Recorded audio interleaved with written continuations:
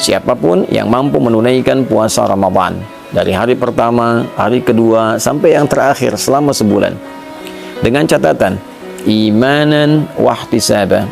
Imanan, ia kerjakan karena imannya, karena keikhlasannya pada Allah Subhanahu wa taala, keyakinannya untuk menyembah, mengagungkan dan menaati perintah Allah Subhanahu wa taala.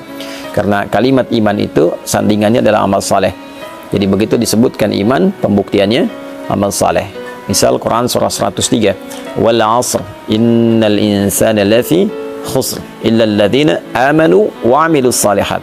Jadi untuk menunjukkan seseorang beriman itu, maka pembuktiannya lewat amal saleh. Ya, pengertian terbaliknya, mafhum mukhalafahnya, ketika seseorang menunaikan amal dan disebut dengan saleh, maka tujuan utamanya adalah untuk membuktikan keimanannya.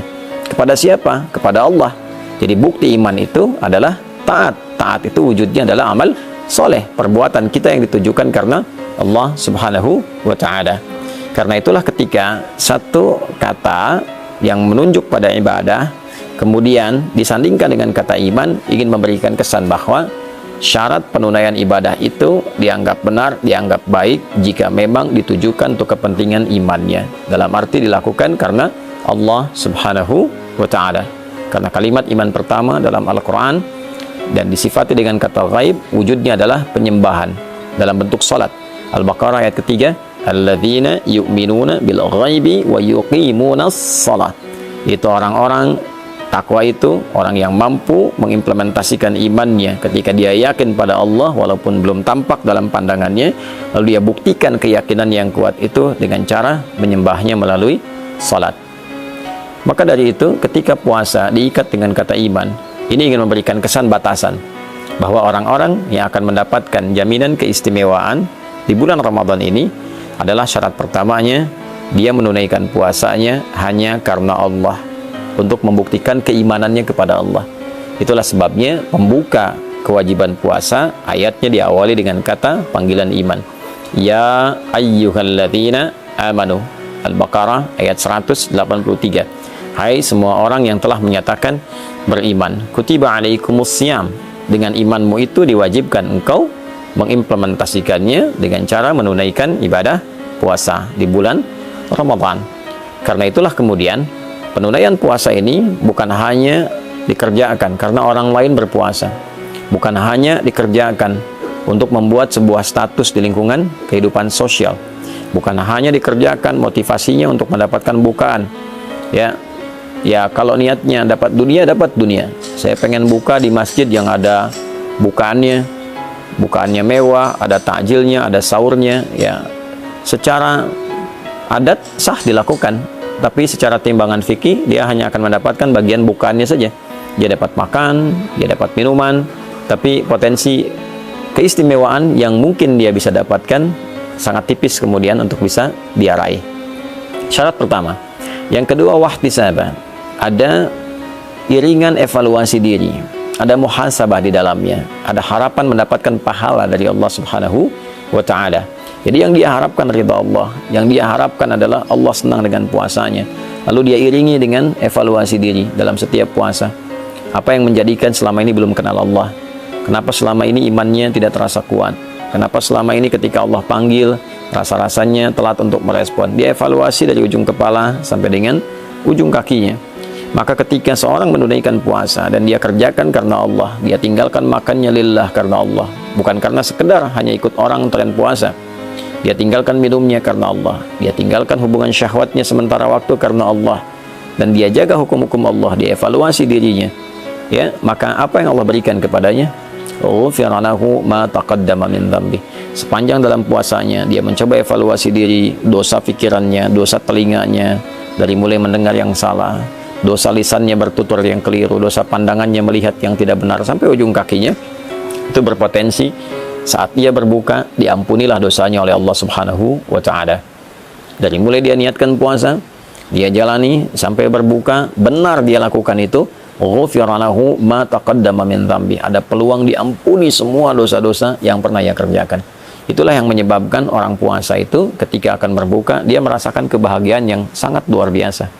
Bukan sekedar karena dia telah selesai menuntaskan tugasnya, dan dia akan berbuka. Begitu mendengar azan, ada satu gejolak dalam dirinya, aura yang berbeda dari biasanya, mendorong ia untuk berbahagia karena sekarang waktunya berbuka. Karena itu dalam hadis dikatakan farhatani lis-shaimi farhatani, bagi orang puasa ada dua kebahagiaan, ya. Farhatun 'inda yuftir, indama yuftir, satu kebahagiaan atau kama qala Rasulullah SAW, diraihnya ketika ia sedang berbuka, ya. Dan yang kedua, farhatun adalah satu kebahagiaan indama yalqa rabbahu bisyamihi, ketika ia kembali kepada Rabbnya dengan pahala puasa yang ditampilkan kepadanya. Maka saat ia berbuka ia gembira, bukan karena sekedar puasa telah selesai, tugas telah dilakukan, tapi dia bahagia pula karena pada saat itulah Allah berpeluang mengampuni semua dosa-dosa yang pernah ia kerjakan. Saat ia kembali kepada Allah, dia kembali dalam keadaan bersih, pahala telah dia dapatkan dari bacaan Quran, dari sholat, dari kajian-kajian, dari tilawah dan sebagainya, sehingga dia gembira. Dan disambutlah ia saat kembali itu dengan diperintahkan untuk memasuki pintu khusus dengan pahala puasanya, yaitu pintu Ar-Rayyan. Allah Subhanahu wa taala menyampaikan kepada Nabi untuk memberikan kabar gembira, inna fil jannati baban yuqalu Ar-Rayyan. Di surga itu ada satu pintu yang disebut dengan Ar-Rayyan. La yadkhuluhu illa shaimun, tidak akan dimasuki oleh hamba manapun kecuali ahli puasa.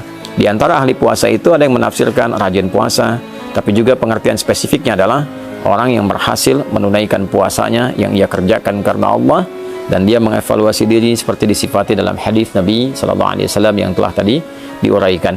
Fa idza dakhaluhu ughliqa, kalau sudah masuk orang-orang dengan sifat ini, maka segera ditutup, tidak ada orang lain yang bisa masuk kecuali memiliki karakter yang serupa.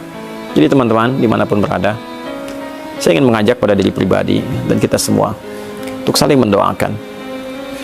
Dari mulai sejak awal kita menjalani ibadah puasa ini sampai ujungnya, tidak ada di antara kita yang tidak punya kesalahan. Tidak ada di antara kita yang tidak punya dosa. Yang dibawa ke akhirat bukan berapa banyak uang kita, bukan berapa tinggi status kita, bukan berapa luas ilmu kita, bukan berapa kuat tenaga kita. Yang dibawa pulang adalah timbangan antara pahala dan dosa. Berapa banyak amal solehnya, berapa banyak amal salahnya.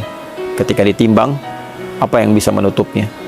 Maka kasih Allah menghadirkan Ramadan untuk kita, bukan yang lain, memberikan sebuah kesempatan yang dalam agar kita mampu memanfaatkannya dengan mengevaluasi diri dan berharap Allah membuat kita lebih baik dibandingkan dengan hari-hari sebelumnya. Nabi SAW bersabda dalam satu hadis yang didokumentasikan oleh Imam Al-Hakim An-Naisaburi dalam kitabnya Al-Mustadrak. Satu kali Nabi SAW bersabda, wa kama qala raghima anfu rajulin liman adraka ramadhana falam yughfar lahu. Sangat tercoreng kehormatan seorang muslim, sangat terhina, sangat jauh dari rahmat Allah seorang yang disampaikan kepada bulan Ramadan, tapi ia tak mampu mengkreasikan kesempatan yang diberikan untuk mendapatkan ampunan Allah Subhanahu wa ta'ala. Semoga Allah memuliakan kita, mengampuni dosa-dosa kita, memberikan kesempatan terbaik untuk mengisi sisa kehidupan kita dengan lebih mulia, dan mewafatkan kita dalam keadaan husnul khatimah. Allahumma taqabbal minna innaka antas sami'ul alim wa tub 'alaina innaka antat tawwabur rahim. Allahumma ighfir lana dhunubana ya Allah, ma qaddamna wa ma akharna, saghiran wa kabira. Allahumma rabbana atina fid dunya hasanah fil akhirati hasanah wa qina adzaban nar. Wa sallallahu ala sayyidina Muhammad wa ala alihi wa sahbihi ajma'in.